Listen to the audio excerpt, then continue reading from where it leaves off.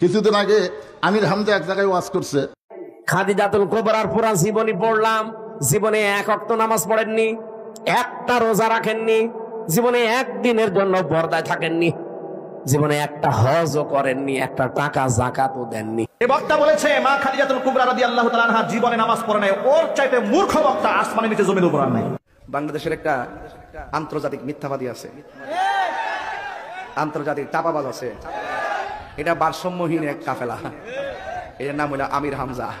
যে মা খাদিজা এক ওয়াক্ত নামাজ পড়েনি, মা খাদিজা একটা রোজাও করেনি, মা খাদিজা একদিনও পর্দার মধ্যে ছিল না, মা খাদিজা হজও করেনি, একটা টাকা যাকাতও দেয়নি, তারপরও আল্লাহ তাআলা তাকে সালাম দিয়েছে, বেহেশতের মধ্যে আল্লাহ একটা ঘর বানিয়ে দিছে। এইটা আমির হামজা বলার পরে ফেসবুকে সেই সমালোচনা। যারা জানে না তারা তো সমালোচনা করবেই। এখন কতগুলো ফেসবুক মুক্তি হচ্ছে, জোরে কোন কথা ঠিক কিনা? এখন এইটা দেখে কেড়ে খাদিজার শানে এরকম বেয়াদবিমূলক উচ্চারণ করলো। আসলে মা খাদিজা কখন মারা গেছে আপনারা তো জানা লাগবে। আল্লাহ রাসূল যে মেরাজ করেছেন, মেরাজ করার কিছুদিন আগে মা খাদিজা দুনিয়া থেকে বিদায় নিচ্ছে। তাহলে মা খাদিজা যখন বিদায় নিল তখন নবী নামাজই পায়নি, নামাজ পাইছে মেরাজের রজনীতে 5 ওয়াক্ত। তাহলে খাদিজা মারা গেল কখন? নামাজ পাওয়ার আগে না পরে? আগে যদি মারা যায় নামাজ কোথায় পড়বে?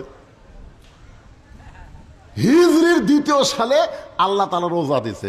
নবী মক্কা থেকে মদিনায় হিজরত করার 2 বছর পরে আল্লাহ রোজা ফরজ করেছে। এখন আপনারা বলেন, খাদিজা যখন মারা গেল তার কত বছর পরে? 3 বছর আর 2 বছর, 5 বছর পরে আল্লাহ রোজা দিল। তাহলে খাদিজা রোজা কোথায় করবে?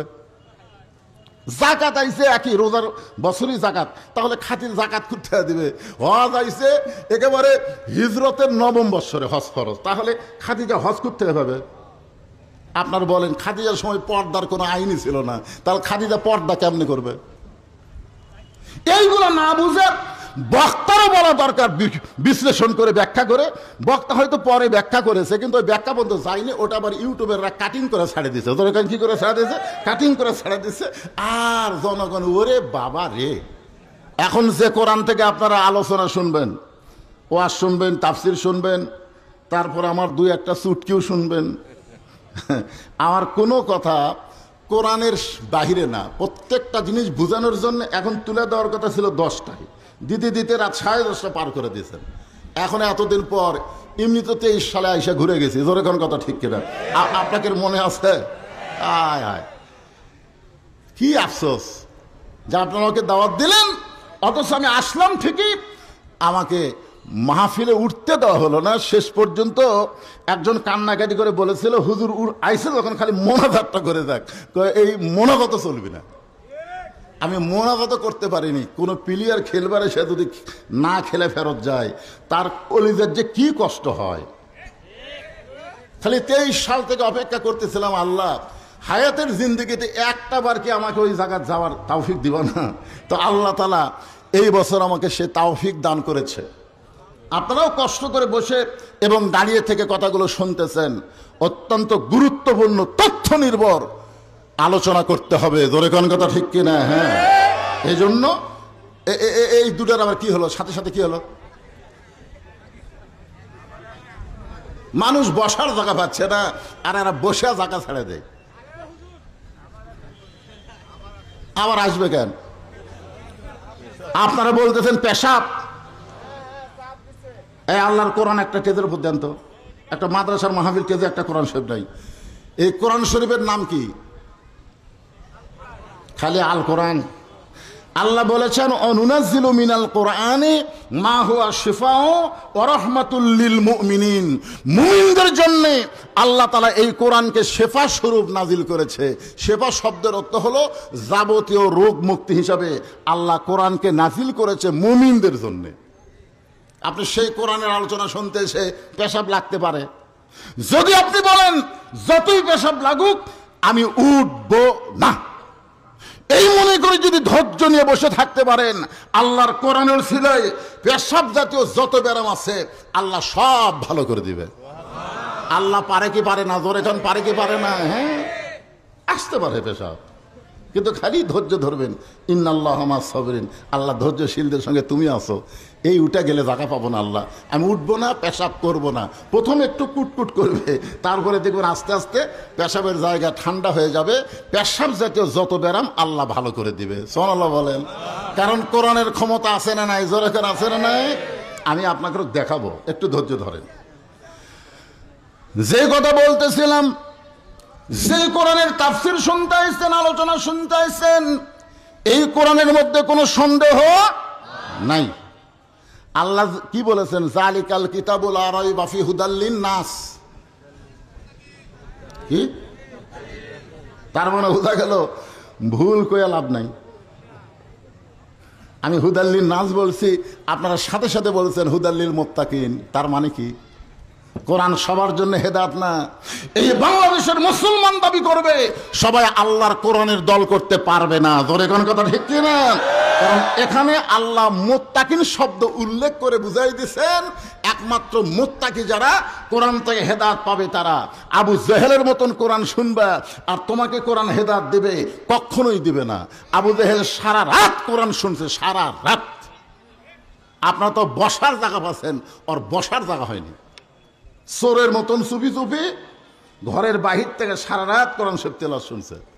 সকালবেলাকে মিটিংয়ের মধ্যে বলতেছে, এত সুন্দর কোরআনের বাণী, রাতটা কোন দিক দিয়ে গেল আমি বুঝবারই পারিনি। সুবহানাল্লাহ। কথাটা কিন্তু কোরআনের পক্ষে বলেছে, যে এত সুন্দর কোরআনের বাণী, আমার রাতটা কোন দিক দিয়ে গেল আমি বুঝবারই পারিনি। তা আবু সুফিয়ান বলতেছে, নেতা, যেই কোরআন শুনতে এত ভালো লাগে সেই কোরআন গ্রহণ করলে অসুবিধা কি? শুনতেই যদি এত ভালো লাগে সেটা ধরলে অসুবিধা কি? তখন আবু জেহেল বলতেছে, আবু সুফিয়ান, তুই এমন কথা কইলি, এটা জোরে বলা যাবে না, তুই আমার কাছে আয়। যে কাছে কাছে কানে কানে বলতেছে, এই কোরআনকে গ্রহণ করলে তোর আমার ভুয়া নেতৃত্ব চলবি না। তোর আমার যে নেতৃত্ব চলতেছে মানুষকে নির্যাতন করা, সেই ভুয়া নেতৃত্ব চলবে না। আসল নেতা হয়ে যাবে আব্দুল্লাহর এতিম পোলা। আজও যারা বাংলাদেশে আবু জেহেলের মতো নেতৃত্ব দিবার চায়, তারা এই কোরআনকে মাইনাস করে নেতৃত্ব দিবার চায়। জোরে কোন কথা ঠিক না? কোরআনকে মাইনাস করলে আপনি মুত্তাকি হবার পারবেন না। কোরআন থেকে হেদায়েত নিতে গেলে আল্লাহ বলেছেন হুদাল লিল মুত্তাকিন, তাদেরকে মুত্তাকি হতে হবে। এখন মুত্তাকিদের জন্য আল্লাহ কি বলতেছেন? ইয়া আইয়ুহাল্লাযীনা আমানুত্তাকুল্লাহা হাক্কা তুকাতিহি ওয়া লা তামুতুন্না ইল্লা ওয়া আনতুম মুসলিমুন। কোরআন তেলাওয়াত শুনলে কি বাড়ে?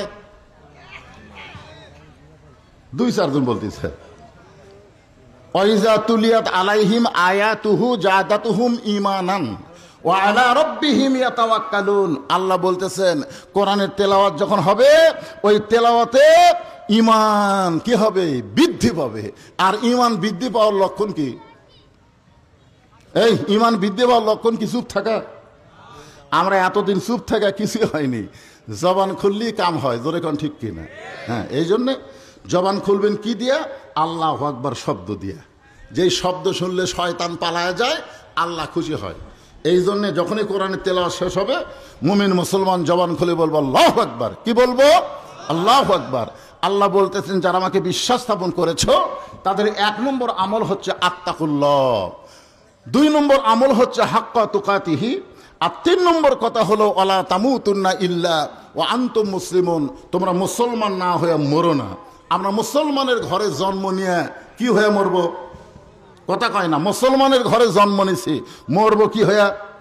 আরো জোরে বলেন। এখন মুসলমান হয়ে যদি আমরা মরবার চাই, মরা তো লাগবি রে ভাই। রুহের জগৎ শেষ হয়েছে, দুনিয়ার জগৎ চলতেছে যে কোনো সময়। কি মনে করতেছেন? কি আগে মরবি, দাদা না লাতি? লাতির তো মোশান মারতেছে, লাতি তো মসজিদে যায় না, দাদা একলা যায়। লাতি বলতেছে কে রে নামাজে যায়, কারণ সময় হয়নি, সময় হয় নাই। বাংলাদেশে আমরা বহু দেখলাম দাদা নাতির জানাজায় অংশগ্রহণ করছে। জোরে কোন কথা ঠিক কিনা? এই জন্যে অতীত হয়ে গেছে রুহের জগৎ, দুনিয়ার বর্তমান জগৎ চলতেছে, যে কোনো সময় আমাদের মৃত্যু হবে। আল্লাহ বলতেছেন মরা লাগবেই, তবে এই মৃত্যুটা যেন মুসলমান হিসাবে হয়। আল্লাহ বলেছেন মুসলমান না হয়ে মরো না। এখন মুসলমান হয়ে যদি আমরা মরতে চাই, তাহলে আল্লাহর কোরআন থেকে হক কথাগুলো হজম করার শক্তি আপনাদের আছে ভাই? আল্লাহ বলেছেন ওয়াতাওয়াসাউ বিল হক, হক কথা বলতে হবে, হক পথে চলতে হবে, ঈমান নিয়ে যদি মরবার চাই। আল্লাহ বললেন যারা আমাকে বিশ্বাস স্থাপন করেছ, এখানে যত মানুষ আমরা বসে আছি, দাঁড়িয়ে আছি, আমরা সবাই আল্লাহকে বিশ্বাস করি। করি কি করি না? করেন না? কিভাবে করেন? সাহাবারা বলল ইয়া রাসূলুল্লাহ, আল্লাহকে বিশ্বাস করার সাইজ কি? আল্লাহকে বিশ্বাস করার চেহারা কিরকম? আল্লাহ রাসূল বললেন ইকরার বিল লিসান, তাসদিক বিল জানান, আমল বিল আরকান। এরই নাম হলো ঈমান। জবানে বলতে হবে লা ইলাহা ইল্লাল্লাহ, শুধু জবানে বললে হবে না, তাসদিক বিল জানান, কলিজার মধ্যে ঈমানের জায়গা দেওয়া লাগবে। আপনি জবানে সারা জীবন লা ইলাহা ইল্লাল্লাহ বলেন, আপনার কোনো সমস্যা হবে না, কিন্তু এইটা যখন কলিজার মধ্যে জায়গা দিবেন, নানা রকম বিপদ আপদ মুসিবত আসবে। আল্লাহ রাসূল বললেন বেলাল, তোমার আগে খাদিজা ঈমান গ্রহণ করেছে, আবু বকর ঈমান গ্রহণ করেছে, ও বেলাল তোমার আগে আলী ঈমান গ্রহণ করেছে, আব্দুর রহমান ইবনে আউফ ঈমান গ্রহণ করেছে, কিন্তু বেলাল কেউ ঈমান গ্রহণ করার জন্য আল্লাহ কোরআনের আয়াত নাজিল করে নাই, আর তুমি ঈমান গ্রহণ করার সঙ্গে সঙ্গে আল্লাহ তাআলা কোরআনের আয়াত নাজিল করেছে। বেলাল বলতেছে ইয়া রাসূলুল্লাহ, আমি ঈমান গ্রহণ করার সঙ্গে সঙ্গে আল্লাহ কোরআনের আয়াত নাজিল করলো। রাসূল বলেন আয়াতটা হলো ইন্নাল্লাযীনা ক্বালু রাব্বুনাল্লাহু সুম্মা ইসতাকামু তাতানাজ্জালু আলাইহিমুল মালায়েকা আল্লা তাখাফু ওয়া লা তাহজানু ওয়া আবশিরু বিল জান্নাহ। রাসূল বলেন বেলাল, যারা তোমার আগে ঈমান গ্রহণ করছে তাদের ঈমান গ্রহণ করাতে আল্লাহ আয়াত নাজিল করেনি, তোমার ঈমান গ্রহণ করাতে আল্লাহ আয়াত নাজিল করার কারণ হলো ওরা সবাই স্বাধীন। এর আগে যারা ঈমান গ্রহণ করছে সবাই কি স্বাধীন, আর তুমি হলা গোলাম। তোমার মুনিব কয়টা? বেলাল কয় একটা। কে মুনিব? আল্লাহ। রাসূল বলেন না, আল্লাহ ছাড়াও তোমার আর একটা মুনিব আছে, সেই মুনিবের নাম হলো উমাইয়া। দরগান সেই মুনিবের নাম কি? একদিন হযরত বেলাল বললেন, মুনিব, উট দুম্বা গাধার ঘরে থাকতে আমার কষ্ট হয়, উট দুম্বা সারা রাত পেশাব পায়খানা করে, এই দুর্গন্ধে গোয়াল ঘরে থাকতে আমার কষ্ট হয়, আমার জন্য কি ভালো কোনো জায়গা থাকতে দিবেন না যেখানে আমি একটু আরামে ঘুমাতে পারি? বেলালের মুনিব বলতেছে, বেলাল তোর কথা শুনে আমার হাসি লাগতেছে, আমার কাছে উট দুম্বা গাধার দাম আছে, তোর দাম আমার কাছে নাই। বেলাল দেখতেছে কি সমাজ চলতেছে, যেই সমাজে উট দুম্বার দাম আছে কিন্তু বেলালের দাম নাই। কি সমাজ! হযরত বেলাল মানুষের অধিকার পাওয়ার জন্য দিনের বেলা ঈমান গ্রহণ করতে পারে নাই। সবাই যখন ঘুমায় গেছে তখন বেলাল চুপি চুপি আল্লাহর নবীর হাতে ঈমান গ্রহণ করেছে। রাসূল বলেন, বেলাল নিজ থেকে ঈমানের কথা প্রকাশ করো না, তবে ঈমানটা কলিজার মধ্যে রাইখা দিবা, কেউ যেন কোনো কিছুতেই তোমার ঈমানটা টের না পায়। বেলাল সঙ্গে সঙ্গে বললেন, ইয়া রাসূলুল্লাহ, কেউ যেন আমার ঈমানের খবর না পায়, তবে আপনি শুনে নেন, যদি দুনিয়ার মানুষ আমার ঈমানের খবর পায় আমার জীবন যাবে, কিন্তু এক মুহূর্তের জন্য আমি ঈমান ছাড়ব না। এক ওয়াক্ত নামাজ পড়েনি, খালি ঈমানের কলেমা গ্রহণ করার সাথে সাথে বেলালের ঈমান এমন পোক্ত হয়ে গেছে, দরকার হলে জীবন যাবে কিন্তু ঈমান হারা হব না। আল্লাহ রাসূল দোয়া করলেন, বেলাল তোমার কথার উপরে আল্লাহ যেন তোমাকে কবুল করে, জোরে কোন আমিন। বেলাল আসতেছে আর চিন্তা করতেছে যে আমি তো উটদুম্বা গাধার ঘরেই থাকবো, এই দুর্গন্ধের মধ্যে, এই মনে করে গোয়াল ঘরের দরজা খুলে তাকায় দেখে গোয়াল ঘরের উটদুম্বাগুলো সবাই দাঁড়িয়ে আছে, কেউ পেশাব পায়খানা করেনি। সুবহানাল্লাহ বলেন না কেন? আচ্ছা বলেন কেন করেনি? আল্লাহ কোরআনে বলেছেন, অহুয়া মাকুম আইনামা কুনতুম, ঈমানদার তুমি আছো যেখানে আমি আল্লাহ আছি সেখানে। এতদিন বেলাল একা ছিল, গোয়াল ঘরে বেলাল কে ছিল? একা ছিল। আজকে বেলালের সাথে কে আছে? আরো ধরে বলেন। আল্লাহ বলেছেন, এই উটদুম্বা তোরা দিনের বেলা পেশাব পায়খানা করবি, রাতে বেলা পেশাব পায়খানা করতে পারবি না, কারণ এতদিন বেলাল একলা ছিল, আমি আজ থেকে আল্লাহ বেলালের সঙ্গে থাকবো। এখন বলেন তো উর্দুম্বা সৃষ্টিকার, হুকুম মানবে কার? বেলাল ইমান গ্রহণ করলাম, উর্দুম্বা পেশাব বন্ধ করে দিল। সকালবেলা কাজই হলো গোয়াল ঘর সাফ করা, আর সেইটাই যদি না করা লাগে তাহলে কি করবে বেলাল? তখন নামাজ নাই, রোজা নাই, শুধুমাত্র কলেমা। আল্লাহ বলেছেন, ইয়া আইয়ুহাল্লাযীনা আমানু উযকুরুল্লাহা যিকরান কাসীরা। আপনি বেশি বেশি নামাজ পড়েন, এ কথা আল্লাহ বলেনি। বেশি বেশি রোজা করেন, এ কথা আল্লাহ বলেনি। বেশি বেশি দান করেন, এ কথা আল্লাহ বলেনি। সবসময় হজ করেন, এ কথা আল্লাহ বলেনি। আল্লাহ বলেছেন বেশি বেশি জিকির করো। আপনার নামাজের চাইতে, রোজার চাইতে, হজের চাইতে জিকিরের দাম আল্লাহর কাছে অনেক বেশি। বলেন সুবহানাল্লাহ। কিছুদিন আগে আমির হামজা এক জায়গায় ওয়াজ করছে যে মা খাদিজা এক ওয়াক্ত নামাজ পড়েনি, মা খাদিজা একটা রোজাও করেনি, মা খাদিজা একদিনও পর্দার মধ্যে ছিল না, মা খাদিজা হজও করেনি, একটা টাকা জাকাতও দেয়নি, তারপরও আল্লাহ তাআলা তাকে সালাম দিয়েছে, বেহেশতের মধ্যে আল্লাহ একটা ঘর বানিয়ে দিছে। এইটা আমির হামজা বলার পরে ফেসবুকে সেই সমালোচনা। যারা জানে না তারা তো সমালোচনা করবেই। এখন কতগুলো ফেসবুক মুক্তি হচ্ছে, জোরে কোন কথা ঠিক কিনা? এখন এইটা দেখে কেড়ে খাদিজার শানে এরকম বেয়াদবিমূলক উচ্চারণ করলো। আসলে মা খাদিজা কখন মারা গেছে আপনারা তো জানা লাগবে। আল্লাহ রাসূল যে মেরাজ করেছেন, মেরাজ করার কিছুদিন আগে মা খাদিজা দুনিয়া থেকে বিদায় নিচ্ছে। তাহলে মা খাদিজা যখন বিদায় নিল তখন নবী নামাজই পায়নি, নামাজ পাইছে মেরাজের রজনীতে 5 ওয়াক্ত। তাহলে খাদিজা মারা গেল কখন? নামাজ পাওয়ার আগে না পরে? আগে যদি মারা যায় নামাজ কোথায় পড়বে? হিজরির 2য় সালে আল্লাহ তাআলা রোজা দিয়েছে। নবী মক্কা থেকে মদিনায় হিজরত করার 2 বছর পরে আল্লাহ রোজা ফরজ করেছে। এখন আপনারা বলেন খাদিজা যখন মারা গেল তার কত বছর পরে? 3 বছর আর 2 বছর, 5 বছর পরে আল্লাহ রোজা দিল। তাহলে খাদিজা রোজা কোথায় করবে? জাকাত আইছে একই, রোজার বছরই জাকাত, তাহলে খাদিজা জাকাত কোথায় দিবে? হজ আইছে একেবারে হিজরতের 9ম বছরে হজ ফরজ, তাহলে খাদিজা হজ কোথায় পাবে? আপনার বলেন খাদিজার সময় পর্দার কোনো আইনই ছিল না, তাহলে খাদিজা পর্দা কেমনে করবে? এইগুলো না বুঝে বক্তারও বলা দরকার, বিশ্লেষণ করে ব্যাখ্যা করে। বক্তা হয়তো পরে ব্যাখ্যা করেছে, কিন্তু ওই ব্যাখ্যা পর্যন্ত যায়নি, ওটা আবার ইউটিউবেররা কাটিং করে ছাড়ে দিয়েছে। দরকার কি করে ছাড়ে দিয়েছে? কাটিং করে ছাড়ে দিচ্ছে। আর জনগণ ওরে বাবা রে। তাহলে খাদিজা কি করে আল্লাহর সালাম পেল? কি করে আল্লাহ জান্নাতে একটা ঘর দিল? অবশ্যই মুসলমান হিসেবে আমাদের জানার অধিকার আছে। জোরে কোন আছে না? রে মায়েরা যারা পর্দার অন্তরে আছেন, বলছি তো ওয়াজ শুনবার আইছেন, একটু মনোযোগ দিয়ে আজকে ওয়াজ শুনবেন।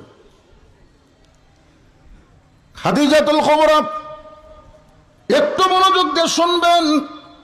নামাজ পড়ে নাই, রোজা করে নাই, হজ করে নাই, যাকাত দেয় নাই, তারপরে আল্লাহ তাকে সালাম দিয়েছে। আল্লাহ জান্নাতে তার একটা ঘর বানাইছে। একটাই মাত্র আমল তখন ছিল, সে আমলের নাম হলো জিকির করা। তাহলে দুনিয়াতে সর্বপ্রথম মুসলমানের যে আমল, উম্মতে মুহাম্মাদের আমলের নাম কি? সবাই কর না কেন? আজকে এই জিকিরের কথা বললে কবে হুজুর পীর সাহেব হলো নাকি রে? আমাদের বাংলাদেশে কিছু জাকের পার্টি আছে। জোরে কন কি পার্টি? এই জাকের পার্টির কারণেই তো জিকিরের বদনাম হচ্ছে। জাকের পার্টির জিকির কি সাইজ আপনারা জানেন না? আমার দয়াল বাবার দরবারেতে কেউ ফিরে না খালি হাতে। আপনার বলেন এটা কি জিকির করা না মস্কারি করা? একটু মনোযোগ দেন। হযরত বেলাল দেখলেন সকালবেলা কোনো কাজ নাই, তিনি কলেমার জিকির শুরু করে দিলেন। জিকির করতে করতে করতে করতে হযরত বেলাল আসল মুনিবের প্রেমে ধরা পড়েছে। গোলামের বাচ্চা গোলামেরা সকালবেলায় বেলালের বিরুদ্ধে নালিশ করতেছে মুনিবের কাছে, মুনিব এত বেলা হয়ে গেল এখন পর্যন্ত বেলাল গোয়াল ঘরের দরজা খোলে নাই। এমনি তো বেলালের মুনিব বেলালকে দেখতে পারে না, উর্দুম্বার সঙ্গে থাকতে দেয়, এখন সেই বেলালের বিরুদ্ধে আবার অভিযোগ। হাসিনার সময় দেখছেন, হাসিনা কিন্তু এমনি আলেমদেরকে দেখবার পারেনি, আবার আলেমদের বিরুদ্ধে অভিযোগ, জোরে কোন কথা ঠিক না? 116 জন আলেমের তালিকা করা হয়েছিল, তার মধ্যে আমার নাম ছিল 18 নম্বরে। 116 জনের মধ্যে প্রথম 18-র মধ্যে আমার নাম ছিল।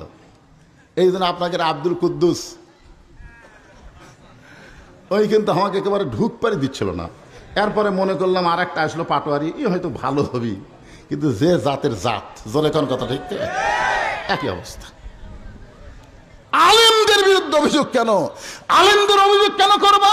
কারণ আল্লাহ কোরআনে বলেছে, ইন্নামা ইয়াখশাল্লাহ মিন ইবাদিহিল উলামা, বান্দা সমূহের মধ্যে আলেম বান্দারা আল্লাহকে বেশি ভয় করে, জোরে কোন সুবহানাল্লাহ। আল্লাহ রাসূল বলেছেন, আল উলামা ওয়ারাসাতুল আম্বিয়া, আলেমরা হচ্ছে নবীদের ওয়ারিস।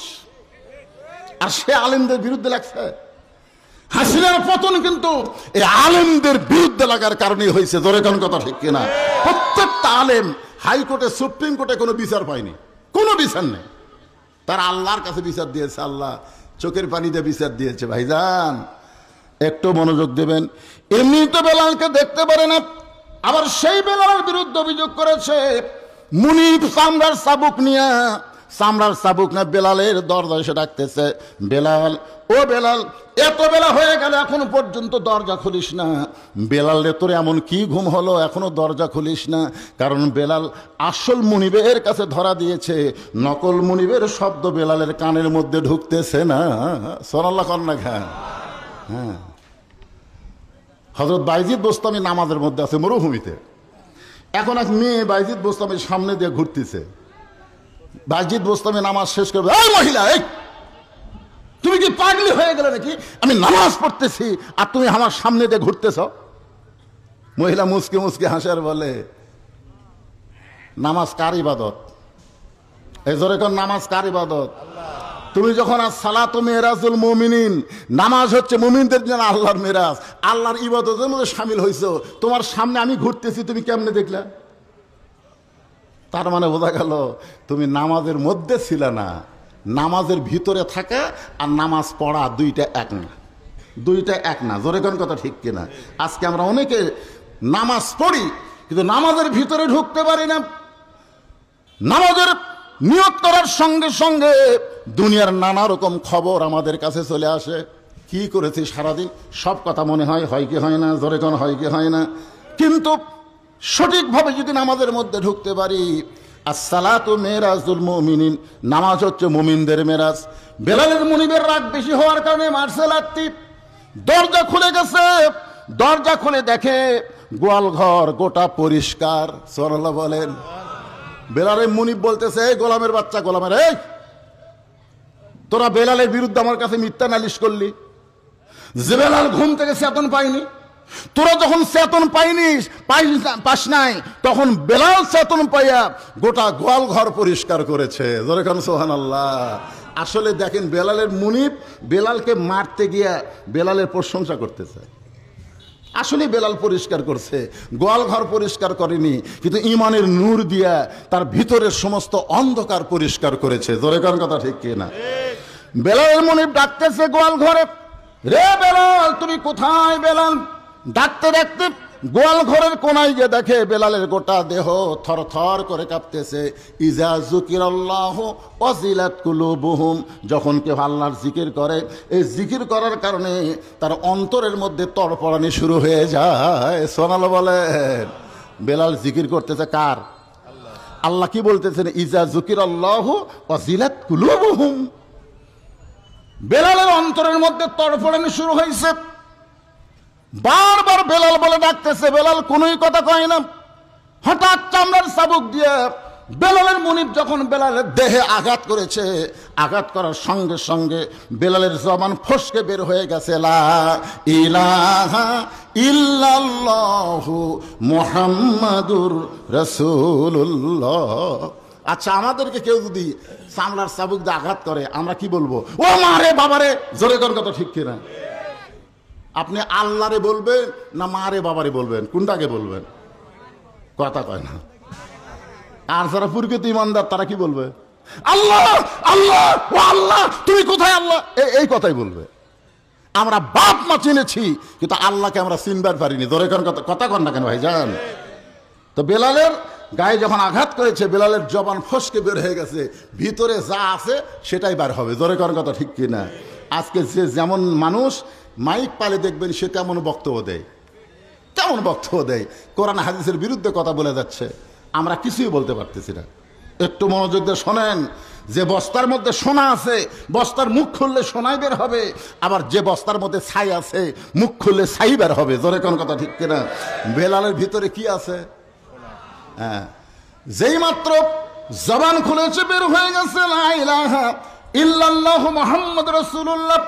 বেলালের মুনিবের হাত থেকে চাবুক পড়ে যায়, গোটা দেহ থরথর করে কাঁপতেছে আর বলতেছে, বেলাল রে, তুই আমার মুনিব হইয়া আমার শত্রুর দলে কখন ভর্তি হলি? তুই আমার গোলাম হইয়া আমার শত্রুর দলে কখন ভর্তি হলি? বেলাল বলতেছে, গভীর রাত্রে। বেলালের মনে মোমায় বলতেছে, গভীর রাত্রে যখন ঈমান গ্রহণ করছিস, দুনিয়ার কেউ জানে না, তুই ঈমান ছেড়ে দে, আমি তোকে গোলামি মুক্ত করব, এবং এই গোয়াল ঘরের মধ্যে যত উট দুম্বা রয়েছে আমি সব তোকে পুরস্কার হিসাবে দিয়ে দিব। আপনারা বলেন তো, ঈমানের পাওয়ার আছে না নাই? জোরেতন আছে না নাই? সব পুরস্কার দিবার চাই, কিন্তু বেলাল কি উত্তর দেয়? যে গোটা দুনিয়া আমার দিলেও আমি ঈমান হারা হতে পারবো না। বেলালকে সারাদিন ধরে মারছে, সারাদিন ধরে মারার পরে সারা রাত বেলালের বুকের উপরে পাথর চাপা দিয়ে রাখছে। এরপরও বেলাল যখন ঈমান হারা হয় না, সকালবেলা বেলালের জিব্বা টেনে বের করে ওই জিব্বার মধ্যে পেরেক মারছে। এরপরও বেলাল আল্লাহর জিকির করতেছে। এর নাম হলো ঈমান। সেই ঈমানদারকে লক্ষ্য করে আল্লাহ বলতেছেন, আত্তাকুল্লাহ, ভয় করতে হবে কার? এই জোরে কান, ভয় করতে হবে কার? আল্লাহর ভয় যখন মুসলমানের কলিজায় আসবে, এটা কিন্তু বর্তমান সমাজ দেওয়া হবে না। বর্তমান সমাজে আমরা আল্লাহর ভয় করে মসজিদে জোহরের নামাজ পড়তে চাই। আপনাকে এখানকার বলতেছি না, গুরুদাসপুরের মডেল মসজিদের কথা বলতেছি। গুরুদাসপুর মডেল মসজিদে আপনি জোহরের নামাজ পড়বেন সামনে কাতারে, কিন্তু সমস্যা হলো আপনার পায়ে 2000 টাকার জুতা আছে। আপনি এখন বলেন তো, মসজিদ দরজার যায় আপনি কার ভয় আগে করবেন? আপনার বুঝতে পারতেছেন আমার কথা? এখানে আল্লাহ বলতেছেন আত্তাকুল্লাহ, ভয় করতে হবে কার? কিন্তু বর্তমান পরিবেশে আপনি 2000 টাকার জুতা নিয়ে বিপদ পড়ে গেছেন।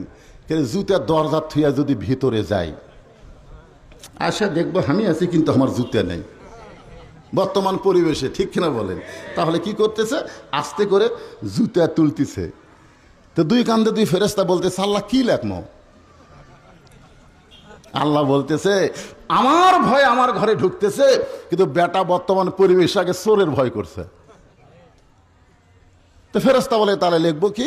আল্লাহ বলতেছেন, চোরের ভয় আল্লাহর ভয় একই কলিজার মধ্যে যদি রয়, তার কোনোদিন আত্তাকুল্লাহ আদায় হয় না। আত্তাকুল্লাহ আদায় করতে গেলে কেবলমাত্র ভয় করতে হবে কার? তো কেবলমাত্র আল্লাহর ভয় যদি আমরা করতে চাই, তাহলে বর্তমান পরিবেশে আল্লাহর ভয় করা যাবে না। আল্লাহর ভয় করতে গেলে আল্লাহর কোরআনের পরিবেশ আমাদের বাংলাদেশে চালু করা লাগবে। জয়গণ কথা ঠিক কিনা? এই জন্যে বাংলাদেশে একটা রব উঠেছে। কি রব? সব কিছুই তো আমরা দেখলাম, কি পেলাম? আগামীতে যে কোরআনের ওয়াজ শুনি, শুধু ওয়াজ শুনবো না, এই কোরআনকে আমরা একটু নিজের চোখে দেখবার চাই। জয়গণ কথা ঠিক কিনা? শুধু হাফেজি মাদ্রাসার দিকে তাকায় দেখেন, আর আপনাকে পুরুলিয়া প্রাইমারির দিকে তাকায় দেখেন, এই দুটা দেখলেই তো আপনি বুঝতে পারবেন। কিরে, প্রাইমারির জন্য জীবনে ভিক্ষা করা লাগলো না, 1 টাকা কোনোদিন প্রাইমারি হেডমাস্টার কারো কাছে ভিক্ষা করলো না, তারপরে প্রাইমারি চলে কেমনে রে? আর এই মাদ্রাসার জন্য বক্তা ওয়াজ শুরু করে, কিছুক্ষণ পর করে দেও বাবা দেও বাবা, এই যে দেও বাবা শুরু হয়ে গেল। তাহলে আমরা কোরআনের কি দেখলাম? কোরআন চলে ভিক্ষা দিয়া, আর প্রাইমারি চলে সরকারের টাকা দিয়া। জোরে এই দেখতেছেন আপনারা, নিজ চোখে দেখতেছেন তো? এই যে দেখতেছেন, এই দেখার নাম দেখা না, আসলে মূলত দেখা কি, এইটা বোঝানোর জন্য বলতেছে আত্তাকুল্লাহ। অর্ধ জাহানের খলিফা হযরত ওমর জুমার দিনে যখন খুতবা দিচ্ছেন, জুমার দিনে খুতবা শুরু করেছেন, মাঝখান থেকে এক মুসল্লি দাঁড়িয়ে বলতেছে, আমির আল মুমিনিন, আপনার খুতবা আমরা শুনবো না। ওমর ফারুক সামকে গিয়ে বলতেছে, আমার খুতবা কেন শুনবা না? আমার অপরাধ কি? কি অপরাধে তুমি আমার খুতবা শুনবা না? বলে আমি না, যত মানুষ আপনার খুতবা শুনতেছে কেউ আপনার খুতবা শুনবে না। উমর ফারুক বললেন আমার অপরাধ কি? সাহাবী বলতেছে আপনার অপরাধ হলো আমাদেরকে খাটো পাঞ্জাবি দিয়া, আপনি লম্বা জুব্বা পরে খুতবা পড়তেছেন, আমাদেরকে খাটো পাঞ্জাবি দিবেন, আপনি লম্বা জুব্বা পরবেন। এই লম্বা জুব্বা কোথায় পাইলেন? যতক্ষণ পর্যন্ত না বলবেন ততক্ষণ পর্যন্ত আপনার খুতবা শুনবো না। আত্তাকুল্লাহ, ভয়কার। আরো জোরে বলেন। যদি মানুষের আইন চলতো ওর টুটি ধরে, ওমর ফারুক তখন বাংলাদেশের মতন 96টা দেশের রাষ্ট্রনায়ক, বাংলাদেশের মতন 96 দেশের খলিফা, তারই জুব্বা লম্বা, মাঝখান থেকে লোকমা দিছে। এখন একটা চেয়ারম্যানকে লোকমা দিলে চেয়ারম্যানের সাইজ করি, জোরে কোন কথা ঠিক কিনা? কেন আমাকে চেয়ারম্যান কি পরে কি করে তুই দেখিস কেন? এই তুই দেখিস কেন? আর অর্ধ পৃথিবীর খলিফা। আত্তাকুল্লাহ কারে কয়? আল্লাহর হয়। উমরের চোখ দিয়ে দর দর করে পানি পড়তেছে।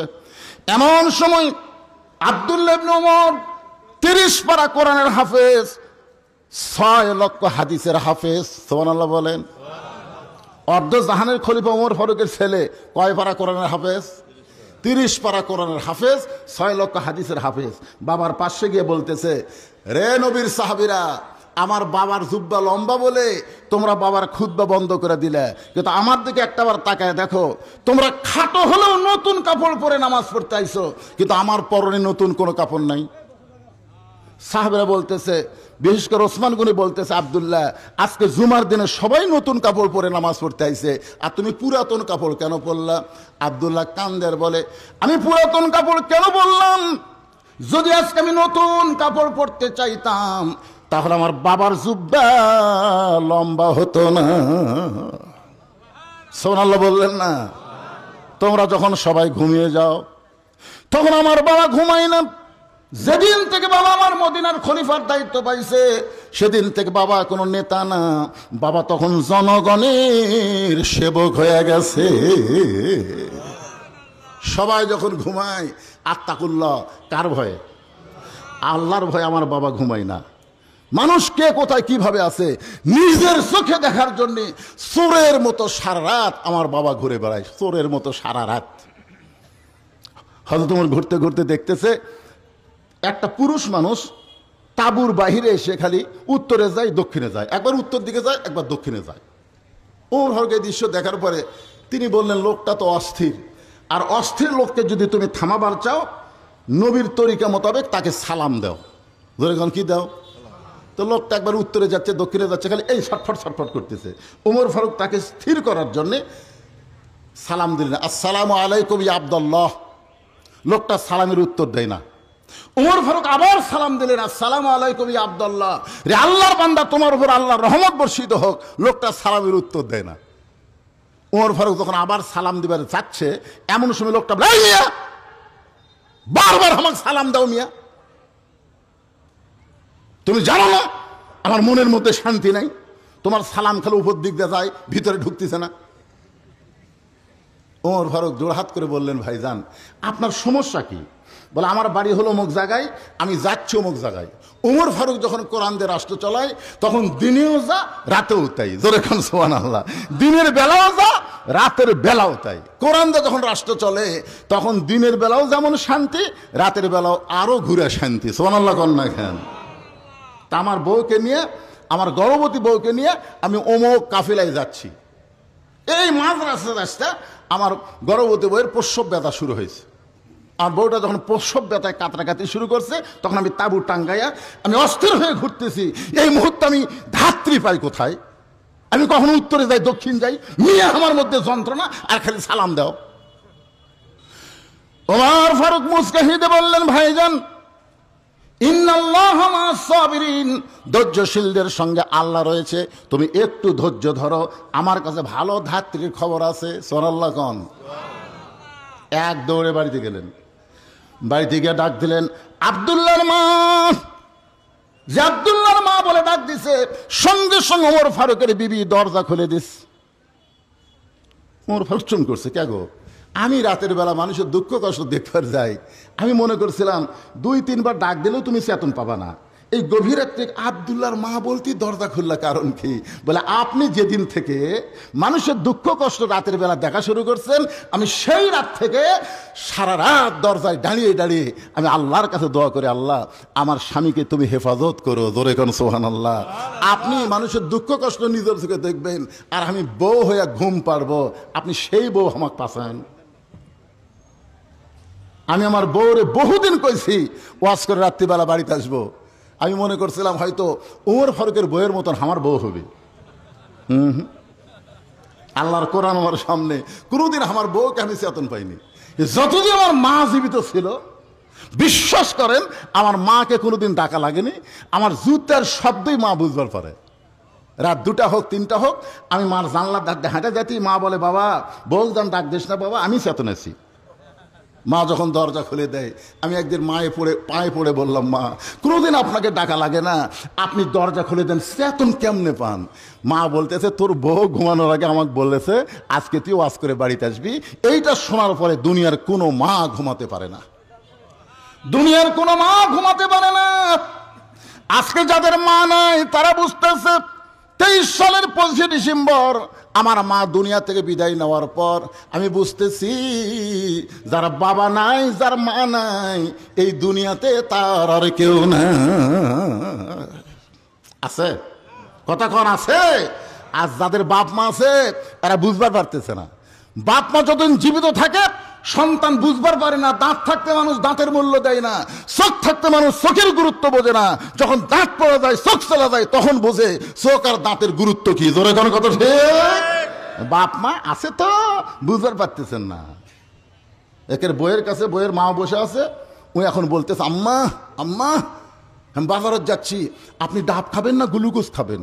আম্মা, কি মাকড়াজ উচ্চারণ, আম্মা। তো বউ বলতেছে আমার মা ডাবও খায় গ্লুকোজও খায়, দুটাই খায়। তখন বলতেছে আম্মার জন্য ডাব গ্লুকোজ দুটাই আনবো।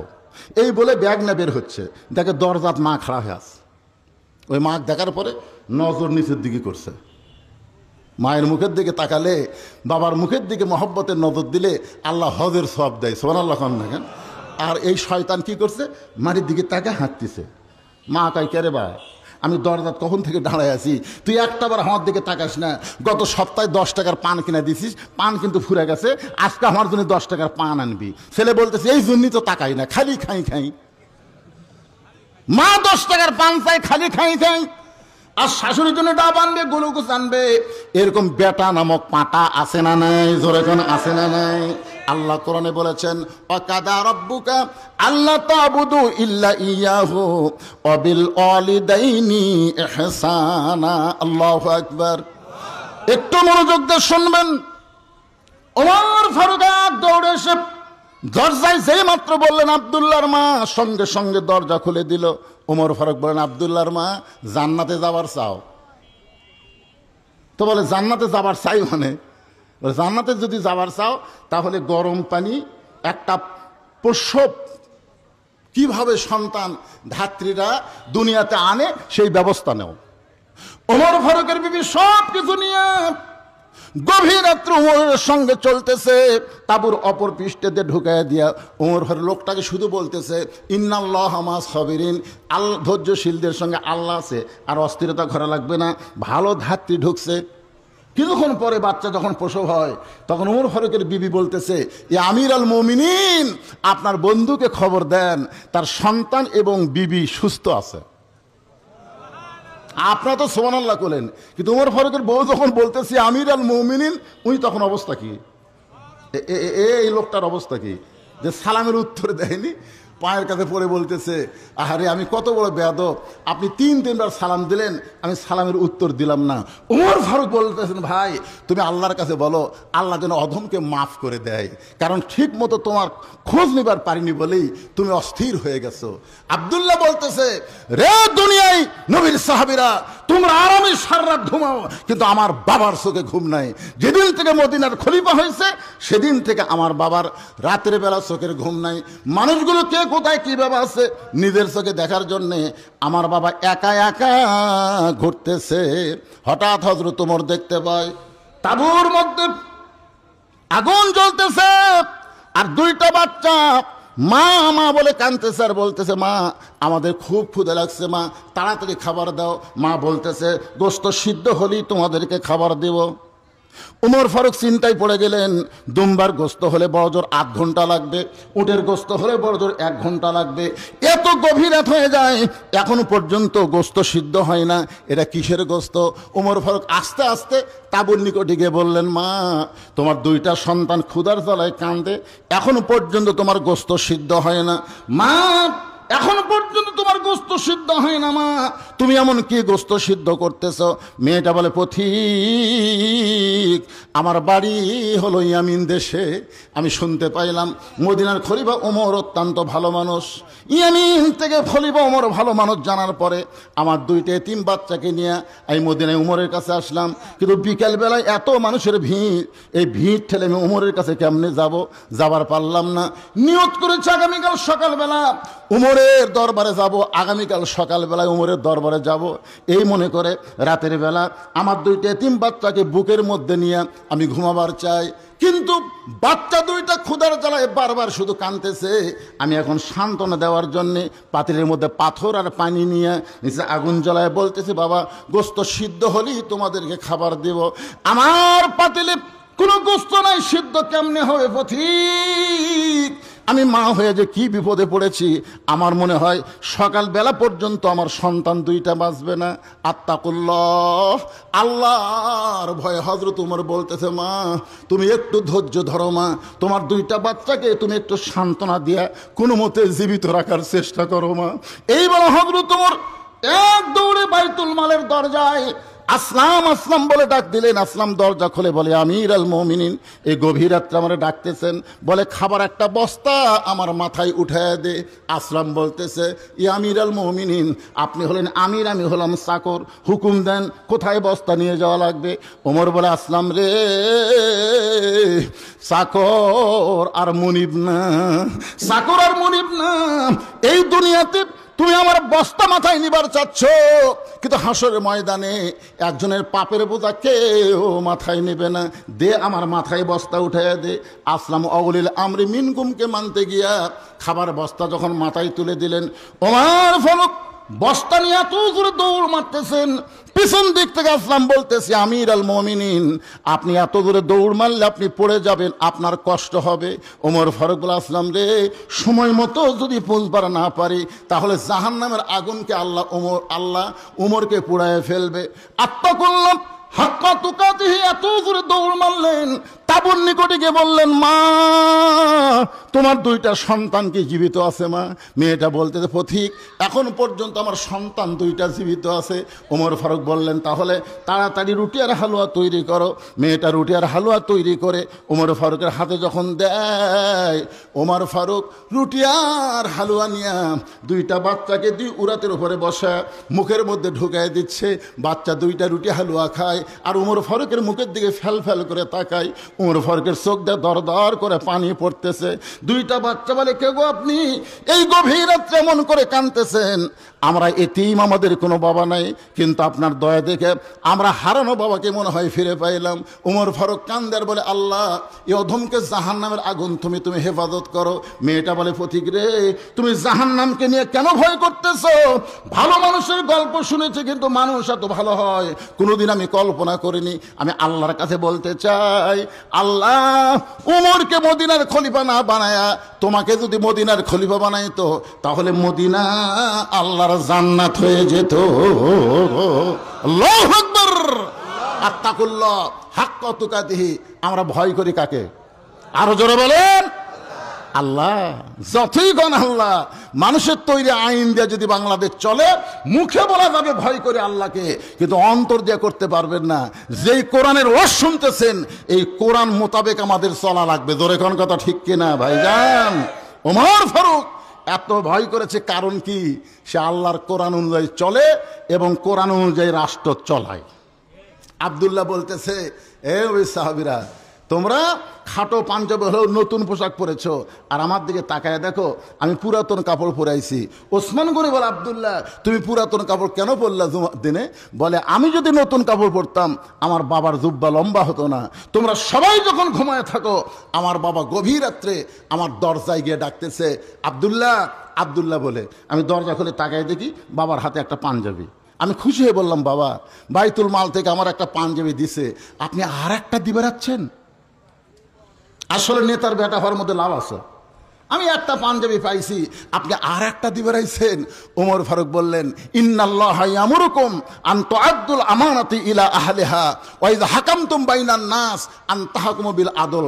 জোরে বল আল্লাহু আকবার। আব্দুল্লাহ তুই কি মনে করিস যে তুই একটা পাঞ্জাবি পাইছিস আমি আর একটা দিবে রাইছি? না রে পাগল, না, এইটা আমার ভাগে পড়েছে। এখন তুই বল, এত খাটো পাঞ্জাবি পরে আমি আগামীকাল খুতবা কেমনে দিব? আব্দুল্লাহ বলতে, তাহলে আমি কি করব? বলে, তোর ভাগে যে কাপড় পাইছিস ওই কাপড়টা আমাকে দান করে দে। আব্দুল্লাহ বলে, গভীর রাত্রে আমার কাপড় আমার বাবাকে দান করে দিলাম। বাবার কাপড় আমার কাপড় একত্র করে বাবা লম্বা জুব্বা বানায় সেই জুব্বা পরে খুতবা দেয়। এখন বলো বাবার খুতবা শোনা যায় কি না যায়? সমস্ত সাহাবীরা দাঁড়িয়ে বললেন, আল্লাহর কোরআন দিয়ে যখন রাষ্ট্র চলবে এমন ভালো মানুষকে নেতা হিসাবে পাওয়া যাবে। সুবহানাল্লাহ বলেন। আসলে ভাইজান, আপনাদের মধ্যে আমি মনে করছিলাম যে সব আদায় শেষ। আমি আব্দুল জলিলকে বলেছিলাম যে 10টার সময় আমাকে যদি টেজে দেয় 12টা পর্যন্ত ওয়াজ হবে, আদায় টাদায় যা আছে তুমি শেষ করে নিবা। কিন্তু এই যে মাঝখানে কিছু অতীতে আসার কারণে ও ঠিকমতো আদায় করতে পারেনি। আর শেষে তো বুঝতেইছেন মানুষের মধ্যে একটা ভাব এসে যায় যে ওয়াজ তো বহুই শুনতেছি, আজকাল শুনবার না পারলে কাল ইউটিউবে সার্চ দিলে এই ওয়াজগুলো পাওয়া যাবে। বুঝতেছেন না? মানুষ এখন মোবাইলে ওয়াজ শুনে শুনে আমি যে ওয়াজই ধরি এই ওয়াজ তো কি কর। আল্লাহ রাসূল ফাতেমার ঘরের মধ্যে ঢুকলেন। ফাতেমা, তোমার কি কখনো মনে হয় তোমার বাবা আল্লাহর নবী বলে আল্লাহ তোমাকে জান্নাত দেবে? ফাতেমা বলতেছে, বাবা আমার বাবা শুধু আল্লাহর নবী না, আমার বাবা হলো বিশ্ব নবী। জোরে কান সুবহানাল্লাহ। আমার সব সময় মনে হয় আমার বাবা বিশ্ব নবী হওয়ার কারণে আল্লাহ তাআলা আমাকে জান্নাত দেবে। রাসূল বলে, ফাতেমা তুমি বড় ভুল করেছো মা, তোমার বাবা বিশ্ব নবী বলে আল্লাহ তোমাকে জান্নাত দেবে না। জান্নাতে যদি যাবার চাও জান্নাতের আমল করে তোমাকে জান্নাতে যেতে হবে। আমার মায়েরা যারা আছেন একটু মনোযোগ দিয়ে শুনবেন, জান্নাতের আমল করে জান্নাতে যাওয়া লাগবে। ফাতেমা বললেন, বাবা জান্নাতে যাওয়ার আমল কি? আল্লাহ রাসূল বললেন, মাত্র 4টা আমল করলে 8টা আল্লাহ জান্নাতের 8টা দরজা খুলে দিবে। জোরে কান সুবহানাল্লাহ। ফাতেমা বললেন, বাবা জান্নাতের 4টা আমল কি কি? আল্লাহ নবী বললেন, 24 ঘন্টার মধ্যে 5 ওয়াক্ত নামাজ আদায় করবা। সব সময় নামাজ পড়া লাগবে না, ওয়াক্ত মোতাবেক 5 ওয়াক্ত নামাজ পড়লে নামাজের হক আদায় হবে। ও ফাতেমা, 12 মাসের মধ্যে 1 মাস রোজা রাখলে রোজার হক আদায় হয়ে যাবে। ফাতেমা, স্বামী যখন খেদমত চাবে তখন স্বামীর খেদমত করলে স্বামীর হক আদায় হবে। কিন্তু ফাতেমা, সতীত্বের হেফাজত পর্দা করা এটার কোনো সময় নাই, এটা সব সময় তোমার ওপর ফরজ। আমার মায়েরা যারা পর্দায় আছেন মা, আপনাদের জন্য সর্বসাকুল্যে সবচেয়ে গুরুত্বপূর্ণ ওয়াজ হলো সবসময় পর্দার মধ্যে থাকতে হবে। রাসূল বললেন, ফাতেমা পর্দার আমলটা 24 ঘন্টায় তোমাকে করা লাগবে। নামাজ কিন্তু সব সময় পড়া লাগবে না, নামাজের সময় হলে নামাজ পড়া লাগবে, ঠিক কিনা বলেন? রোজা সব সময় করা লাগবে না, রোজার মাসে রোজা রাখলেই চলবে। স্বামীর খেদমত সব সময় করা লাগবে না, স্বামী যখন খেদমত চাবে তখন স্বামীর খেদমত করলেই চলবে। কিন্তু কিন্তু ফাতেমা, পর্দা এইটা সব সময় করতে হবে, 24 ঘন্টায় পর্দার মধ্যে থাকতে হবে। ঠিক আছে, 24 ঘন্টায় পর্দার মধ্যে থাকতে হবে। ও ফাতেমা, সঙ্গে সঙ্গে এক মহিলা মার জন্য দোয়া চায়, 500 টাকা দান করেছে। রমজান আলী মিল্কি ধানুরা 1 বস্তা সিমেন্ট করবে দান। আল্লাহ রমজান আলীর দানকে আল্লাহ আপনি কবুল কর, আল্লাহুম্মা আমিন। সঙ্গে সঙ্গে ফাতেমার গায়ে একটা ওন্না ছিল, ফাতেমার গায়ে একটা ওন্না ছিল। কি রে বাবা, যদি টান দিবার পারি না রে, এটি রেখে দিলে কি হয়? 1 বস্তা সিমেন্ট। বক্তা যদি না বলে দান কবুল হবে না, এরকম নিয়ত করলে আল্লাহ দানই নেবে না। বক্তা বলা লাগবে কেন? আপনি দিয়ে যান।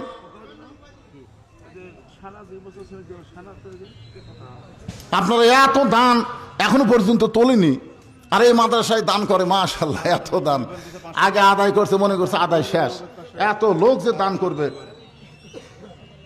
কে দিল 2 বস্তা সিমেন্ট?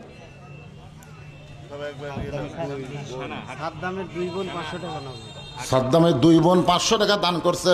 আল্লাহ দানকে কবুল করেন, আল্লাহুম্মা আমিন। আপনি খালি সমানে লেখেন তো ভাইজান, আপনারা কিরকম মনে করতেছেন যে আমরা দান করার পরে বক্তার নাম না বললে দান কবুল হবে না, এরকম কি মনে হয়? বরং প্রকাশ্যে দান করার চাইতে গোপন দান করা আল্লাহর কাছে অনেক প্রিয়। জোরে কোন ঠিক কিনা? বাংলাদেশে যত বেশি বড় বড় জিনিস হয়েছে এই দানগুলা কিন্তু প্রকাশ্যে হয়নি। এই যে মাদ্রাসায় যারা জায়গা দিছে, মাদ্রাসায় যারা তৈরি করেছে, তারা হয়তো মানুষকে জানায়নি, শুধু আল্লাহ জানে। আপনারা জানবেন যে যত বড় বড় দান এগুলো সব গোপন দান, সুবহানাল্লাহ বলেন। আর এই চুঁচড়া ফুটিয়ে এগুলো সব প্রকাশ্যে আদায় হয়। বড় বড় দান, সবচাইতে বড় দানকারীর নাম হলো ওসমান গনি, সুবহানাল্লাহ বলেন। আপনি জানেন একদিন আল্লাহ রাসূল বলেছেন, ওসমান ওসমান এদিকে আসো, আল্লাহ তোমাকে এত সম্পদ দান করেছে, সেই সম্পদ কতটুকু হতে পারে তুমি কি তার হিসাব জানো? ওসমান গনি বলতেছি, ইয়া রাসূলুল্লাহ, আল্লাহ আমাকে এত সম্পদ দিছে, আমি তার পরিপূর্ণ হিসাব দিবার না পারলেও একটা হিসাব আমার কাছে আছে। তো আল্লাহ রাসূল, ওসমান কোন হিসাব তোমার কাছে আছে? বলে হিসাবটা হলো আল্লাহ আমাকে যত সম্পদ দিছে এই সম্পদগুলো গুদামে রাখার পরে গুদামের তালা দিয়ে যে চাবিগুলো হয়, এই চাবি টানতে একটা উট হিমশিম খায়। মানে গুদামত তালা দেওয়ার পরে যে চাবি হয়, এই চাবি টানতে একটা উট কি করে? হিমশিম খেয়ে যায়। তা আল্লাহ রাসূল বললেন, ওসমান, আল্লাহ যদি তোমার এই সমস্ত সম্পদ ফেরত চায় তুমি কি দিবা? আল্লাহ যে তোমাকে সম্পদ দিছে, এই সম্পদ যদি আল্লাহ ফেরত চায় তুমি কি দিবা? ওসমান গনি মারছে, দৌড় মারছে। তো ওমর ফারুক বলতেছি, ইয়া রাসূলুল্লাহ, আপনি এই কথা বলার পরে ওসমানী এত জোরে দৌড় মারলো কারণ কি? আল্লাহ রাসূল বললেন দেখা যাক। কিছুক্ষণ পরে ওসমান যে উট চাবি টানে, ওই উটের রশি ধরে আল্লাহ নবীর কাছে এনে বলতেছি, ইয়া রাসূলুল্লাহ, শুধু গুদাম না, গুদামের ভিতরে মাল না, গুদামের যে তালা দিছে তালা না, এই চাবি সহ উটটা আমি আল্লাহ রাস্তায় দিয়ে দিলাম। তাহলে কি দিল? মানে যা ছিল। তো রাসূল বললেন, ওসমান, সবই যখন আল্লাহকে দিয়ে দিলা, তোমার জন্য রাখলা কি? ওসমান বলতেছে, আল্লাহ এবং রাসূল আমার জন্য থাকলেই যথেষ্ট। নবী আসমানের দিকে তাকাই বলেন, আল্লাহ, এই ওসমানকে তুমি কি দিবা? আল্লাহ বলতেছে, এইরকম দানকে আমি আল্লাহ খুশি হয়ে দান করাই লাগলো না, খালি নিয়ত করার সাথে সাথে আমি আমার গানি ডিগ্রি ওসমানকে দিয়ে দিলাম। ধরে কারণ সুবহানাল্লাহ। রাসূল বললেন, আল্লাহ গানিয়ুন ওয়া আনতুমুল ফুকারা ইল্লা ওসমানও গানিয়ুন। জোরে কারণ সুবহানাল্লাহ। এই জন্য ভাইজান, যারাই দান করতেছেন কখনোই মনে করবেন না বক্তা আমার নাম বলে নাই, আমার দান বুঝে আল্লাহর দরবারে কবুল হয় নাই, একথা মনে করবেন না। বরং আপনি দান করার সঙ্গে সঙ্গে আল্লাহর জান্নাতের খাতায় আপনার নাম লেখা পড়েছে। কারণ আস-সাকিউ হাবিবুল্লাহ, রাসূল বলেছেন, দানকারী আল্লাহর দোস্ত, ওয়ালাউ কানা ফাসিকান, যদিও সে ফাসিক হয় তারপরে আল্লাহর দোস্ত। কারণ দানকারীর কলিজায় আখিরাতের প্রতি বিশ্বাস বাড়ে যায়। দানকারীর কলিজায় আল্লাহ আখিরাতের প্রতি বিশ্বাস বাড়ায় দেয়। আপনারা বলেন তো, যারা এখানে দান করলেন এরা কি দুনিয়াতে পাচ্ছে? মন খালি বারবার বলবে, তুই যে পকেট থেকে টাকা দিলি, টাকাটা তোর কমে গেল রে, এটা মন বলবে। কিন্তু মন যতই বলুক ভাইজান, আল্লাহ বলেছেন, ইউফা ইলাইকুম, তুমি মনে করো না যে আমি আল্লাহ ফকির, তুমি যেটা আমাকে দিলে আমি দুনিয়াতেই তোমাকে 10 গুণ ফিরাই দেব, আর আখিরাতে আমি আল্লাহ তোমাকে জান্নাত দিয়ে দিব। জোরে কোন সুবহানাল্লাহ। এই জন্য আপনারা মনে করেন না যে নাম বলা লাগবে। আমি যে কথাটা বলতেছি, পুরুষ মানুষ ইচ্ছা করলে সব মাহফিলে যাওয়ার পারবেন, কিন্তু মহিলারা কিন্তু সবাই যাওয়ার পারবে না। আমার সে মায়েরা বসে আছেন পর্দার অন্তরালে, সেই মায়েদের জন্য বলতেছে, মা, সঙ্গে সঙ্গে ফাতেমার কাছে ওড়না ছিল, ওই ওড়নাটা মাথার উপর দিয়ে বললেন, বাবা, এই মুহূর্ত থেকে আমি ফাতেমা পর্দার মধ্যে ঢুকে গেলাম। যেই বলেছে আমি পর্দার মধ্যে ঢুকে গেলাম, সঙ্গে সঙ্গে নবী বললেন আমিন। ফাতেমা বললেন আমি পর্দার মধ্যে ঢুকে গেলাম। নবী কি বললেন? আমিন। এই বলে নবী বাহিরে গিয়ে বললেন, আল্লাহ আমার মেয়েটাকে তুমি পর্দার মধ্যে কবুল করে নাও। কারণ বাবাকে সাক্ষী রেখে যে মাথায় ওন্না টেনে দিয়ে বলতেছে আমি পর্দার মধ্যে ঢুকে গেলাম, আল্লাহ ফাতেমার পর্দাকে কবুল করে নাও। নবীর দোয়া আল্লাহ এমন কবুল করলো, একদিন আল্লাহ তাআলা নবীকে ডাক দিল, হাবিব গ, আপনার ফাতেমার খবর আপনি জানেন? আপনার ফাতেমার খবর জানেন? তো রাসূল বলতেছে, ফাতেমা আমার মেয়ে, আমি খবর জানি না মানে? তা আল্লাহ বলেন, আপনি কি খবর জানেন? ফাতেমা আপনার মেয়ে, আপনি কি খবর জানেন? আমার মেয়ে খুব কষ্টে আছে, আমার মেয়ে সকালে খায় বিকালে পায় না, এমন একটা গরিবের সঙ্গে আমার মেয়ের বিয়ে হচ্ছে, আপনি ঘটকালি করে দিয়েছেন আল্লাহ। এ আলী ছাড়ার পাত্র পাননি, এর বাড়িতে খাওয়ার কিছু থাকে না, আমার মেয়েটা খুব কষ্ট আছে। আল্লাহ ডাক দিল, হাবিব আপনি শুনলে খুশি হবেন, আমি আল্লাহ ফাতেমার পর্দাকে কবুল করে ফাতেমাকে সাইয়্যিদাতুন নিসাই আহলেল জান্নাহ, জান্নাতি নারীদের নেত্রী ঘোষণা করে দিলাম। ধরে কান সুবহানাল্লাহ। আল্লাহ নবী দৌড়ে এসে ফাতেমাকে বললেন, ফাতেমা, ফাতেমা, আল্লাহ তোমার পর্দাকে কবুল করে তোমাকে জান্নাতি নারীদের নেত্রী ঘোষণা করেছে। ও ফাতেমা, তুমি জান্নাতি নারীদের নেত্রী হয়ে যাবে, তুমি জান্নাতি নারীদের নেত্রী হয়ে যাবে। আমার মায়েদের বলতেছে, মা যতই আমল করেন, 1 নম্বর গুরুত্বপূর্ণ আমলের নাম হলো পর্দা। এমন পর্দা ফাতেমা আল্লাহর কাছে করেছে, সবসময় দোয়া করতো, আল্লাহ খালি দুনিয়াতে পর্দা না, আল্লাহ এই পর্দাটা তুমি কবুল করো, পর্দার মধ্যে আমার মৃত্যু দিও, পর্দার মধ্যে আমার কবর যেন হয়, আমার কবরের খবর যেন দুনিয়ার কোনো মানুষ না পায়, আমার কবরটাও যেন আল্লাহ তুমি পর্দা করে দিয়ে দাও। জোরে খান সুবহানাল্লাহ। এমন দোয়া করছে বুঝলেন। গভীর রাত্রে তাকে দাফন করা হয়েছে, গভীর রাত্রে দাফন করার পরে হযরত আলী আল্লাহর কাছে বলতেছে, আল্লাহ আমি স্বামী হিসেবে দুনিয়াতে ফাতেমারে খুশি করতে পারিনি, ফাতেমারে আমি কিছুই দিবার পারিনি, আল্লাহ ফাতেমা আমার সংসার আসার পর থেকে এত কষ্টের মধ্যে ছিল, আজকে গভীর রাত্রে ফাতেমাকে দাফন করার পরে আমি তোমার দরবারে কাঁদতেছি, আল্লাহ ফাতেমার পর্দাকে তুমি কবুল করো। জোরে কোন সুবহানাল্লাহ। কি দোয়া করবে? ফাতেমার নামাজ কবুল করো, ফাতেমার রোজা কবুল করো, এগুলো বলেনি, বলেছে ফাতেমার পর্দাকে তুমি কবুল করো। মায়েরা শোনেন, যত ইবাদত করেন, নামাজ পড়েন, হজ করেন, যাকাত দেন, আপনি রোজা রাখেন, কিন্তু পর্দা যদি ঠিক মতো না করেন, একটা ইবাদত আল্লাহর দরবারে কবুল হবে? কথা কয় না, কবুল হবে? পর্দা না থাকলে কোনো ইবাদত মায়েদের কবুল হবে না। স্বামী দোয়া করতেছে, আমার বিবির পর্দাকে কবুল করো। এই দোয়া করার সঙ্গে সঙ্গে তাকায় দেখে, কয়েকটা পুরাতন কবর দেখা যায়। এইমাত্র ফাতেমার কবর দিছে, সেই নতুন কবর আর নাই, এখনই কবর দেওয়া হলো, সেই নতুন কবর কোথায় গেল? গোটা জান্নাতুল বাকির মধ্যে ফাতেমা দৌড়ায়, আলী দৌড়ায় আর কান্দে আর বলে, ফাতেমার কবর, ফাতেমার কবর। কে যেন ডাকতে বলে, আলী আমি আল্লাহ তাআলা ফাতেমার পর্দাকে কবুল করার কারণে তার কবরটাকেও পর্দার মধ্যে কবুল করেছি। আমি আল্লাহ খুশি হইয়া তাকে জোহরা ডিগ্রি দান করেছি। জহুরা ডিগ্রি দান করেছি। জহুরা, জহুরা কি? আমার মায়েদের জন্য ওয়াজটা করতে চাইছিলাম, কিন্তু আসলে সব ভেস্তে গেল। আল্লাহর বান্দারা, এখন 12:30 বাজতেছে। আপনারা যারা পরহেজগার মোত্তাকি মানুষ, তারা সবসময় খেয়াল করে যে তারিখের মধ্যে ওয়াজ শুনবো, যে এই তারিখে বিজ্ঞাপন ছাপ আছে, এই তারিখের মধ্যে হুজুর ওয়াজ শেষ করে মোনাজাত করবে। খালি ওয়াজ শুনলে হবে না, ফজরের নামাজ হামাকরক জামাতের সঙ্গে আদায় করা লাগবে। জোরে কোন কথা ঠিক কিনা? এদিকে কিন্তু এখন জনগণ খুবই সজাগ। একটা কথাই নাই, আগের দিন বাঘে খাচ্ছে, আগের দিন বাঘে খাচ্ছে। এখন অনেকে চিন্তা করতেছে যে আমরা বড় দল, আমরা এই সেই, এরকম চিন্তা করলে থাকলে হবে না তো। মানুষ এখন অনেক সজাগ হয়ে গেছে। জোরে কোন কথা ঠিক কিনা? আগে আমরা দেখছি এরকম আপনাদের গুরুদাসপুরের ওয়াজ মানে লাস্টে তবারক থাকে না, লাস্টে পোলা থাকে না, খিচুড়ি থাকে না। আমি যতগুলো মাহফিল করছি শেষে তবারক আছে। মানুষকে ওয়াজ যেমন হয় হোক, লাস্টে তো তবারক আছে, অন্তত তবারকের টানে বসে থাকে। কিন্তু এখন মানুষ চালাক হয়ে গেছে, ওয়াজাটা গভীর রাত্রে তবারক খেলে আর পেট খারাপ করা যাবে না, কারণ এত রাত্রে তবারক আর তবারক থাকে না, আরো গজব হয়ে যায়। জি, এই মাদ্রাসার ছাত্রের মা 500 টাকা দান করছে। এই মাদ্রাসার একজন ছাত্রের মা, ইমনের মা 500 টাকা দান করছে। আল্লাহ ইমনের মায়ের দানকে আল্লাহ কবুল করেন।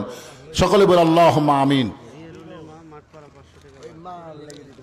জিয়ারুলের মা মাঠপাড়া থেকে 500 টাকা বাকিতে দান করেছে। আমার মায়েদের বলতেছি, মা আপনারা সবসময় মাদ্রাসায় দান করবেন। ইয়াকুবের মা 3000 টাকা দিয়ে একটু দোয়া করে দেন। ইয়াকুবের মা আমার বোন, আপনার বোন? মাশাল্লাহ, 3000 টাকা দান করেছে। বোন না বলে একেবারে মা বলতেছে। আপনার একেবারে সহোদর বোন, যাই হোক, যারা তো বোন, বোন দান করেছে 3000 টাকা, একেবারে মা আল্লাহ দানকে কবুল করেন। জোরে বলেন আল্লাহুম্মা আমিন। এরকম মায়েরা যারা এখনো দান করতে পারেন নাই, এত রাত হয়ে গেছে তারপরেও আপনারা দান করতে পারেন নাই, সবসময় মাদ্রাসায় দান করবেন, সবসময় মাদ্রাসায় দান করবেন।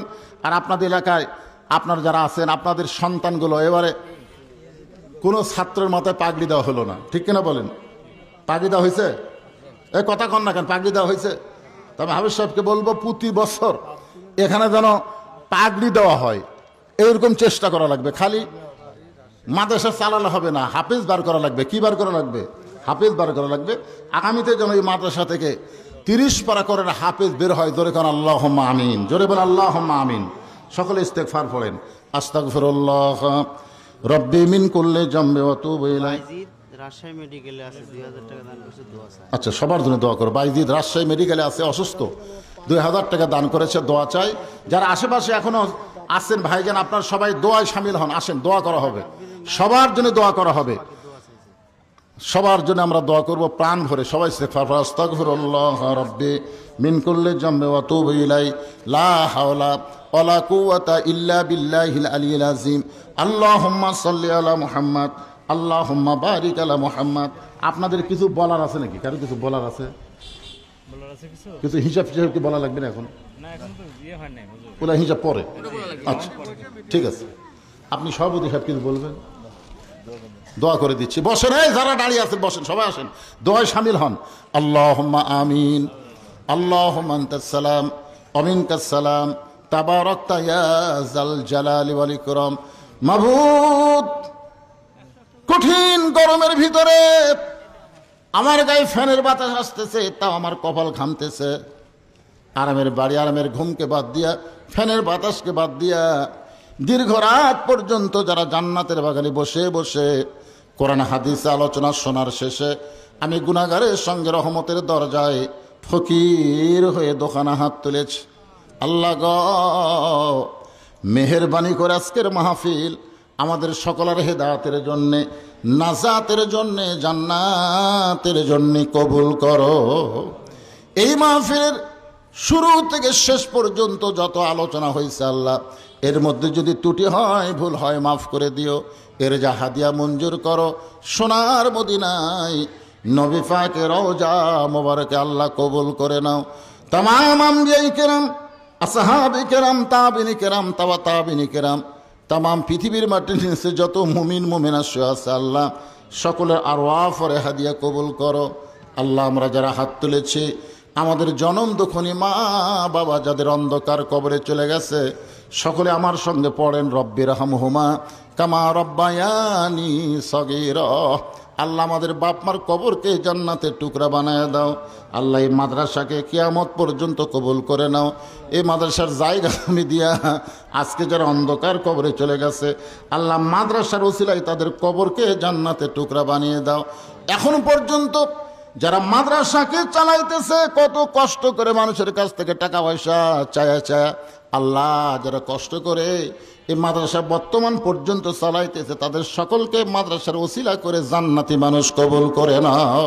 আল্লাহ, মাদ্রাসার কমিটির সম্মানিত সভাপতিকে আল্লাহ তুমি কবুল করো, সহসভাপতি কবুল করো, সেক্রেটারি ক্যাশিয়ারকে কবুল করো, মাদ্রাসার সদস্যদের কবুল করো।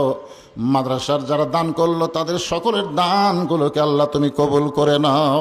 আজকের মাহফিলের সম্মানিত সভাপতি অসুস্থ মানুষ, মসজিদের মধ্যে আমার সঙ্গে দেখা করে বলল, হুজুর আমি অসুস্থ হওয়ার পরেও আমাকে সভাপতি করেছে, আমি যাবার পারলাম না, মাদ্রাসার জন্য 20,000 টাকা নগদে দান করে দিলাম। আল্লাহ, তাকে পুরোপুরি সুস্থতা দান করো। আজকের মাহফিলের সহসভাপতি সহ যারা আজকের মাহফিলের সম্মানিত প্রধান অতিথি, আজকের মাহফিলের সম্মানিত প্রধান মেহমান, আজকের মাহফিলের বিশেষ অতিথিবৃন্দদের আল্লাহ তুমি কবুল করো। আল্লাহ, অত্র এলাকার প্রতি মাদ্রাসাকে ওসিলা করে রহমত বরকতের দরজা খুলে দাও। আমার মা বোনেরা পর্দার অন্তরালে বসে বসে শুধু ওয়াজ শুনে নাই, অনেক দানও করেছে আমার মায়েরা। আল্লাহ, আমার মা বোনদেরকে খাদিজাতুল কুবরার সঙ্গে জান্নাতি কবুল কর। আল্লাহ, ও দরদে আল্লাহ, আমি গুনাহগার বলে দোয়া ফিরিয়ে দিও না আল্লাহ। এই আখিরে মোনাজাতে যারা শামিল হয়েছে, এতগুলো মানুষের মধ্যে যার দুইখানা হাত তোমার পছন্দ হয়, এই দুইটা হাতের ওসিলাই আজকের মাহফিলকে আল্লাহ তুমি কবুল করে নাও আল্লাহ। আল্লাহ মেহেরবানি করে গোটা বিশ্বের মুসলমানকে হেফাজত করো। গাজার মুসলমান, ফিলিস্তিনের মুসলমান বড় বিপদে আছে আল্লাহ। আল্লাহ কত শিশু বাচ্চাদেরকে হত্যা করেছে অন্যায়ভাবে আল্লাহ। যারা হত্যা হয়েছে তাদেরকে শহীদ হিসেবে কবুল করো, আর যারা আহত অবস্থা আছে তাদেরকে আল্লাহ তুমি সুস্থ করে দাও। আমার বাংলাদেশের ফ্যাসিস চলতেছিল, কি একটা ফ্যাসিবাদী শাসন আমল আল্লাহ। আল্লাহ 5ই আগস্ট আমরা আবার নতুন করে জীবন ফিরে পেলাম, এরকম একটা অবস্থা হয়ে গেল। কিন্তু এইটা করতে গিয়ে প্রায় 2000-এর বেশি ছাত্র জনতা জীবন দিয়েছে, 40,000-এর বেশি আহত হয়েছে, পঙ্গু হয়েছে। তাদের জন্য আমরা প্রাণ খুলে দোয়া করি, আল্লাহ তাদেরকে কবুল কর আল্লাহ। আল্লাহ মেহেরবানি করে আগামীতে আমরা একই বাড়ির মধ্যে থাকি, কেউ আওয়ামী লীগ করতেছিলাম, কেউ বিএনপি, কেউ জামাত, কেউ জাতীয় পার্টি। কিন্তু যখন মসজিদে নামাজের আজান দেয় আমরা কিন্তু আর কোনো দল করতে পারি না, সব দল ভুলে গিয়ে পায়ের গোড়ালির সঙ্গে গোড়ালি মিলাইয়া আমরা কাঁধের সঙ্গে কাঁধ মিলাইয়া জামাতে নামাজ পড়ি আল্লাহ। আমরা বাইরে যতই দল করি না আল্লাহ, কিন্তু মূলত আমরা মুসলমানের এক দল। আল্লাহ বলেছেন ওয়ালা তামুতুন্না ইল্লা ওয়া আনতুম মুসলিমুন, মুসলমান না হয়ে তোমরা কেউ মৃত্যুবরণ করো না। আজকের মাহফিলের যতটুকু আলোচনা হয়েছে আল্লাহ, এই আলোচনাটা আমাদের সকলের জন্য কবুল করে আমাদের মৃত্যুটাকে তুমি মুসলমানের মধ্যে কবুল করে নাও আল্লাহ। কত মানুষের জানাজার নামাজ আমরা পড়েছি, এই 2 হাত দিয়ে কত কবরে আমরা মাটি দিয়েছি। একদিন আমরা সবাই মরে যাব। যেদিন আমাদের মৃত্যু হবে, দিনটা যেন জুমার দিন হয়, মাসটা যেন রমজান মাস হয়। ইমানের সাথে, ইজ্জতের সাথে এই দুনিয়া থেকে বিদায় নেওয়ার সময় আমাদের জবানে তুমি জারি করে দিও লা ইলাহা ইল্লাল্লাহু মুহাম্মাদুর রাসূলুল্লাহ সাল্লাল্লাহু আলাইহি সাল্লাম। আসসালামু আলাইকুম ওয়া রাহমাতুল্লাহি ওয়া বারাকাতুহু।